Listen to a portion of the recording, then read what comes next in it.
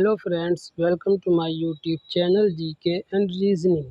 हम आज आपको बहुत ही महत्वपूर्ण रीजनिंग के क्वेश्चंस कराने जा रहे हैं, जो है मिसिंग नंबर जो है वह रीजनिंग का एक महत्वपूर्ण पार्ट है।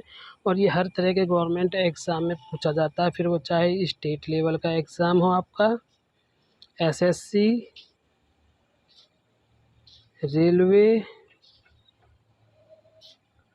इन तरह के एग्ज़ाम में, बैंक के एग्ज़ाम में, इन सब में पूछा जाते हैं। ये मिसिंग नंबर जो है वो बहुत ही इंपॉर्टेंट टॉपिक है रीजनिंग का, और इस तरह हमेशा ही क्वेश्चन बनते रहते हैं।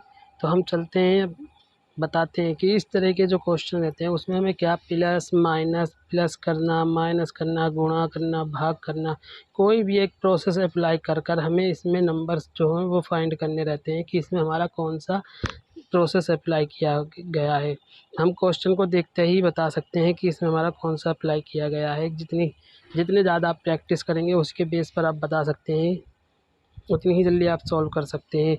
इस तरह के क्वेश्चन को या तो आप इस तरह सॉल्व करेंगे या तो आप इस तरह सॉल्व करेंगे। आपको ये देखना रहता है कि इनमें क्या रिलेशन है कि 6 आ जाए और इनमें क्या रिलेशन है कि 21 आ जाए। इस तरीके से सॉल्व करना रहता है।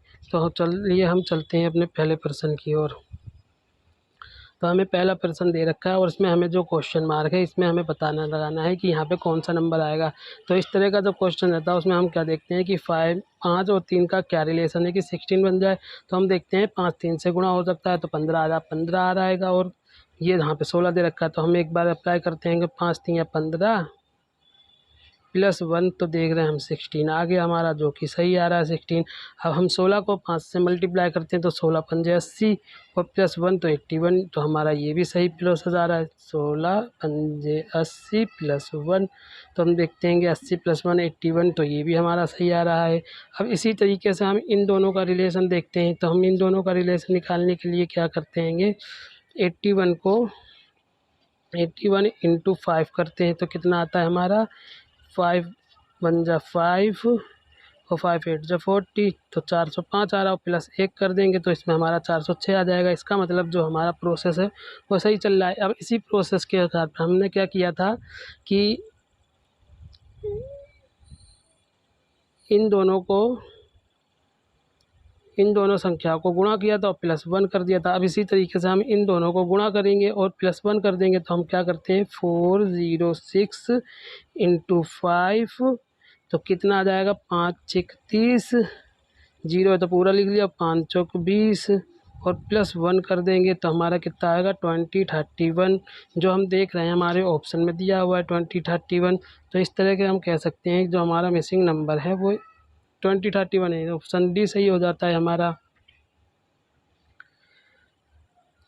अब चलते हैं अब अगले प्रश्न की ओर। जो अगला क्वेश्चन है हमारा उसमें अभी हमें एक क्वेश्चन मार्क दे रखा है और हमें बताना है कि इसमें कौन सा नंबर आएगा। इस तरह का जो क्वेश्चन रहता है उसमें भी हमें नंबर निकालना है। तो हम देख रहे हैं कि सबसे छोटा डिजिट हमारा 7 है और 7 के बाद 16 है। तो ये कैसे 7 से 16 कैसे आ रहा है, तो हम देखते हैं कि क्या ये इसका डबल है और डबल से भी 2 ज़्यादा है। अगर हम 7 को 2 से मल्टीप्लाई करते हैं और +2 कर देते हैं तो हमारा 16 आ जाता है। अब इसी तरीके से हम अगला प्रोसेस देखते हैं कि 16 से 34 हमारा कैसे आया है। तो हम 16 × 2 + 2 करके देखते हैं तो हमारा क्या रहेगा, 16 दूनी 32 +2 तो 34 हमारा सही आ गया, आंसर 34 आ गया। अब इसी तरीके से हम इसका भी इन दोनों का चेक करके देख लेते हैं। इन दोनों का चेक करके देखते हैं, 142 × 2, तो 2 दूनी 4, 2 चौक 8, 2 एकम 2 +1, तो 5 8 2, तो हमारा +2 था इसमें, सॉरी 2 से मल्टीप्लाई किया तो +2 किया तो 286 हमारा इधर आ रहा है, तो 286 हमारा इधर आ रहा है, तो ये भी सही हो जाता है हमारा। अब इसी तरीके से हम जब हमें ये मिसिंग नंबर निकालना है तो हमारा जो प्रोसेस फॉलो हो रहा है वो क्या प्रोसेस हो रहा है, 34 × 2 + 2, तो इसी तरीके से हम इससे मल्टीप्लाई करके देख लेंगे तो 2 चौक 8, 2 3 6 +2, 2 0 और 7, तो हमारा जो इसका आंसर यहाँ पे लुप्त संख्या है वो 70 है, तो 70 हमारा सही आंसर हो जाएगा। इसी तरीके से हम चलते हैं अपने अगले क्वेश्चन की ओर। अब यहाँ हमें एक मैट्रिक्स टाइप का क्वेश्चन दे रखा है और इसमें हमें पता लगाना है कि ये जो हमारा मिसिंग नंबर है ये कैसे आएगा।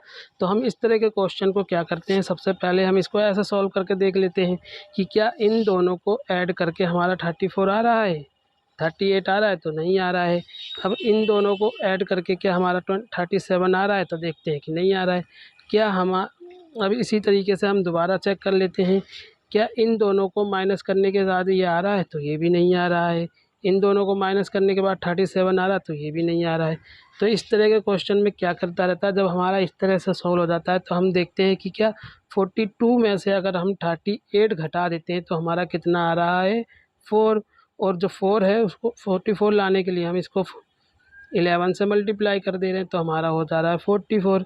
अब इसी तरीके से हम दूसरे वाली रो में हम देख लेते हैं। तो दूसरी वाली जब हम रो में चेक कर रहे हैं तो हम देखते हैं क्या कि 23 माइनस 28, तो इन दोनों का जो डिफरेंस है वो 5 है। और 5 को जब हम 11 से मल्टीप्लाई करते हैं तो 55 आ रहा है। इसका मतलब हमारा ये भी सही है। अब इसी प्रोसेस को हम तीसरे वाले में अप्लाई करके देखते हैं तो क्या आता है कि 37 माइनस 33, तो हम देखते हैं इनमें 2 का डिफरेंस आ रहा है और 2 को जब हम 11 से मल्टीप्लाई करते हैं तो हमारा आंसर आ जाता है जो 22 आ जाता है। तो 22 जो है इसमें हमारा ऑप्शन बी में दे रखा है। तो हम कह सकते हैं जो हमारा क्वेश्चन मार्क है यहाँ पर 22 आएगा। अब इसी तरह हम देखते हैं अगला क्वेश्चन। जो हमारा अगला क्वेश्चन है उसमें क्या है कि हम देखते हैं कि हमें एक नंबर दे रखा है मिसिंग और ये नंबर हमें फाइंड आउट करना है कि क्या है। तो हम देखते हैं सबसे पहले ऊपर वाले में कि 11 को 6 से कैसा लिंक है कि 8 आता है। 11 को अगर हम 6 में ऐड करते हैं तो हमारा 11 को अगर हम 6 में ऐड करते हैं तो हमारा बन रहा है 17, जो कि 8 के बराबर नहीं है, तो ये गलत हो गया। अब इसी तरीके से हम देखते हैं 11 में से अगर हमारा 6 माइनस होता है, 11 में से अगर हम 6 माइनस करते हैं तो हमारे बचते हैं 5, जो कि 5 यहाँ पे भी नहीं है। इस तरह से तो हमारी बात नहीं बन रही है। अब हम देखते हैं कि क्या हमारा 11 और 17 को ऐड करने से कितना आ रहा है। 11 और 17 को ऐड कर रहे हैं तो हमारा आ रहा है 8 और 2, और जब हम इसको साथ में इसको ऐड कर रहे हैं तो हमारा 25 और ऐड कर दे रहे हैं तो हमारा हो जा रहा है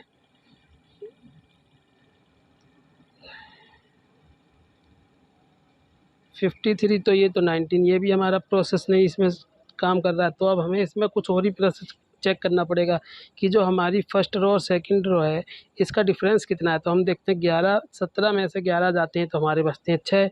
अब इसी तरीके से हम ये चेक करते हैं कि हमारी थर्ड रो और फोर्थ रो का जो डिफरेंस है वो कितना, 25 में से 9 जाते हैं तो बचते हैं हमारे 6। तो ये हमारा दोनों तरह सही बैठ रहा है।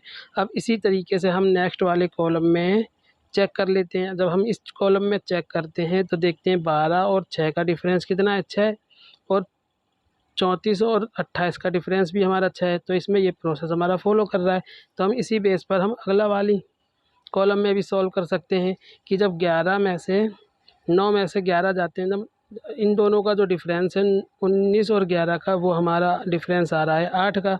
और यहाँ पे जो हमारा है इसका भी डिफरेंस 8 का आना चाहिए। तो हम अगर यहाँ पे हमारा 16 होगा, 16 और माइनस 8, तो हमारा 8 का डिफरेंस आ जाएगा। तो हम कह सकते हैं ये जो हमारा क्वेश्चन मार्क है इसमें ऑप्शन डी सही हो जाएगा, 16।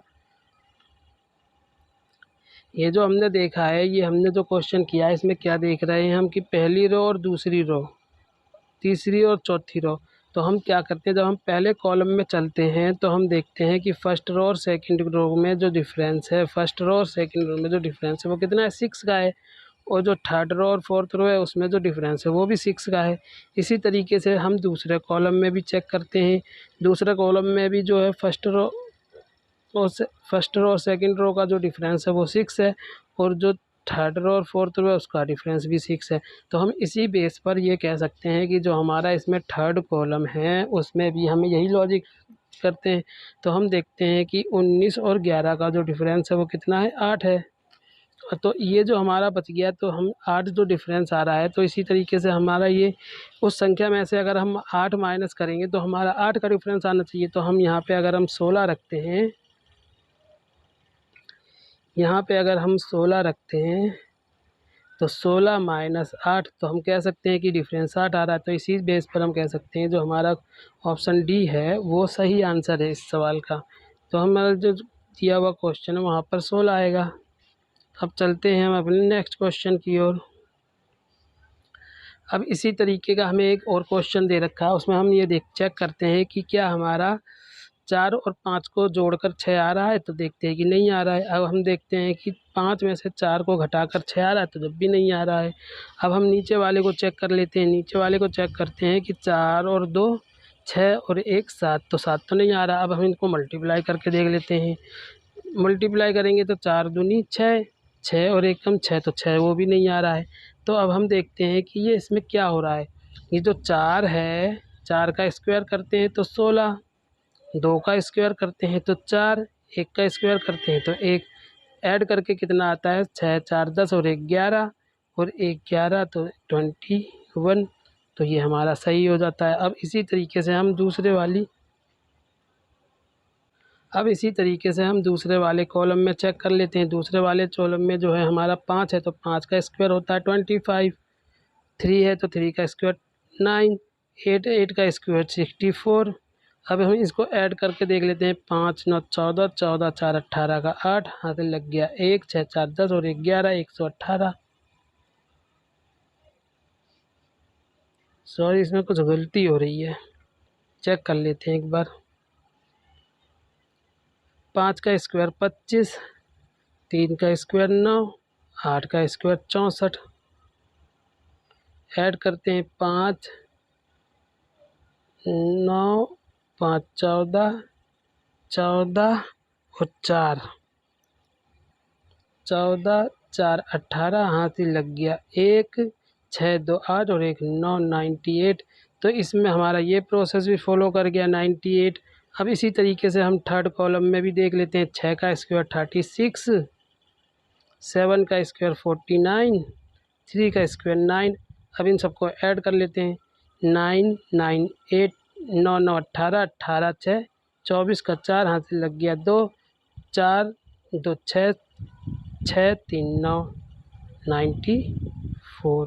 तो हम इस बेस पे कह सकते हैं जो ये हमारा क्वेश्चन मार्क है ऑप्शन नंबर डी 94 यहाँ हमारा आएगा।